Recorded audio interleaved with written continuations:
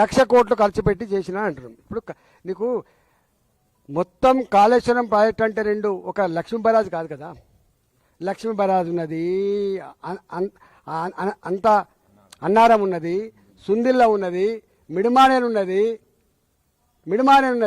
ఒక అనంత సాగర్ ఉన్నది, ఒక రంగనాయక సాగర్ ఉన్నది, ఆ పైన మల్లన్న సాగర్ ఉన్నది, ఆ పైన కొండపోచమ్మ సాగర్ ఉన్నది, అక్కడి నుంచి బస్వాపురం ఉన్నది. గిన్నున్నాయి బాబు, వందల కిలోమీటర్ల కాలువలు ఉన్నాయి. ఏమర్థం చేసుకుంటారు మీరు? 1,00,000 కోట్లు ఖర్చు పెడితే 1,00,000 కోట్లు తిన్నానని చెప్పి వాళ్ళు అనగానే నేను అవును నిజమే తిన్నానని మాట్లాడాను. నేను ఏమన్నా జ్ఞానం ఉందా?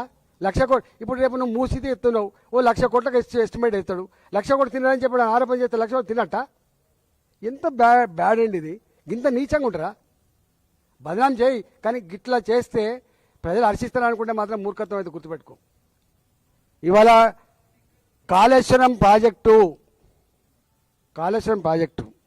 కొన్ని వందల టీఎంసీల రిజర్వాయర్లు, కొన్ని వందల కిలోమీటర్ల పైప్ లైన్లు, కొన్ని వందల కిలోమీటర్ల కాలువలు, పదుల సంఖ్యలో టన్నల్స్, మోటార్లు, పంపులు, కొన్ని పెద్ద పెద్ద టవర్లు, ఎలక్ట్రిసిటీ టవర్లు, పెద్ద పెద్ద లైన్లు అనేకం ఉన్నాయి కదా.